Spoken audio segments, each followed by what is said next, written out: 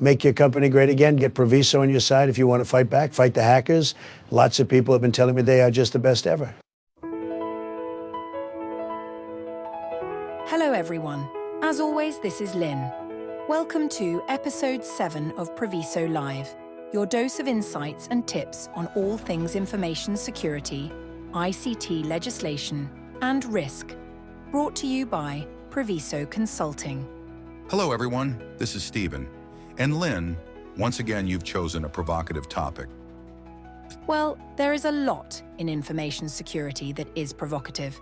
However, we need to say that the views expressed in this podcast may or may not represent the views held by Stephen, myself, or our sponsor, Priviso. Yes. I think it's important that you make people aware of that. The hacking group Anonymous has held controversial views since its inception, and its actions have frequently warranted criticism. Welcome to the race, Tim Waltz. Let's make sure America knows who you are. You helped ignite the George Floyd riots, the worst the country had ever seen in decades. While Minneapolis burned, you stalled on deployment of the National Guard for an entire day, blaming the city for not submitting the right... The group's origins can be traced back to the image board 4chan in the early 2000s. We've threatened to discuss 4chan before, Stephen. At some point, we will have to get around to it. Well, initially, 4chan was a loose collection of internet trolls, but it soon evolved into a more organized and politically motivated force. Anonymous's early actions often involved pranks in internet culture wars, but it wasn't until 2008 that the group gained widespread notoriety. Leaders of Scientology, we are Anonymous. Over the years, we have been watching you, your campaigns of misinformation, your suppression of dissent, your litigious nature. All of these things have caused... Project Chanology, a campaign targeting the Church of Scientology, marked a turning point for Anonymous. The group launched a series of coordinated attacks, including DDoS attacks, phone pranks, and protests, bringing significant attention to the Church's controversial practices. This event solidified Anonymous's reputation as a formidable force in the digital realm. In the following years, Anonymous was involved in numerous high-profile hacktivist campaigns. They have targeted governments, corporations, and other organizations they perceive as corrupt or oppressive. One of the defining characteristics of Anonymous is its decentralized nature. The group operates without a central leadership structure, relying on a loose network of individuals coordinating their actions through online forums and chat rooms. This decentralized approach makes identifying and targeting specific individuals difficult, making Anonymous a resilient and elusive force. However, Anonymous actions have also raised concerns about the ethics of hacktivism and the potential for misuse of cyber attacks. While the group often claims to be fighting for justice and freedom, its tactics have sometimes been criticized as reckless and destructive. We can't discuss Anonymous without mentioning some of their activities, so you can judge them for yourself. Here are 5 headline attacks for which they took credit. Number 1, Project Chanology. In 2008, this was a campaign against the Church of Scientology involving DDoS attacks, phone pranks, and protests. It brought significant attention to the Church's practices and marked a turning point for Anonymous, establishing them as a force to be reckoned with. Having said that, it was not as successful as they may have hoped. Both John Travolta and Tom Cruise remain committed Scientologists.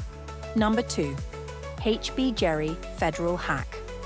In 2011, Anonymous hacked the security firm HB Gary Federal, stealing sensitive information including emails and confidential reports. This exposed the firm's vulnerabilities and highlighted the risks of cyber attacks on security companies. Number 3, Operation Egypt. Also in 2011, during the Arab Spring uprising in Egypt, Anonymous targeted government websites and state-controlled media outlets. This showcased the group's potential to support social and political movements by disrupting the flow of information. Number 4, Sony Pictures hack. While not directly carried out by Anonymous, the group claimed responsibility for the massive data breach at Sony Pictures in 2014. The hack exposed sensitive information, including personal details of employees and celebrities, as well as unreleased movies. This attack demonstrated the potential for cyber attacks to cause significant damage to corporations and individuals. It's the hack heard and seen around the world. Over 100 terabytes of data stolen from Sony Pictures, leaking movies like Fury starring Brad Pitt and Annie with Jamie Foxx, along with private employee records and internal memos placed on the web for all to see. Now, reporters are digging Number into 5, documents. Operation Payback. In 2020, Anonymous launched DDoS attacks against PayPal, Visa, MasterCard, and other organizations in retaliation for companies cutting ties with WikiLeaks. This demonstrated the group's ability to coordinate large-scale attacks and its willingness to target major financial institutions. But how active is Anonymous today? Their actions can be sporadic. However, more recent significant activities associated with the group, or groups claiming the Anonymous moniker, have been less about large-scale cyber attacks and more about online activism and smaller-scale disruptions. One notable example is the rise of Anonymous Sudan, a group that has carried out cyber attacks on various government and infrastructure targets. While they have used the Anonymous name, it's important to note that they are a separate entity from the original Anonymous collective. Another result of their decentralization is that their activities can depend on the day's events, and they sometimes have contradictory targets. We noted the threats towards Tim Walz at the beginning of the podcast, but they have equally targeted Trump, for example. Anonymous does not have a formal published charter outlining a specific philosophy or set of beliefs. The group is decentralized and operates without a central leadership structure.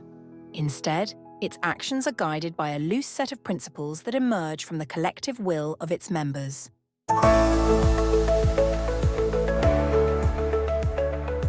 However, some common themes and values associated with Anonymous include anarchism, a belief in the abolition of all forms of hierarchical government, free speech and open information, a commitment to protecting freedom of expression and access to information, social justice, a desire to fight for equality and human rights, hacktivism, the use of hacking techniques to promote social and political causes.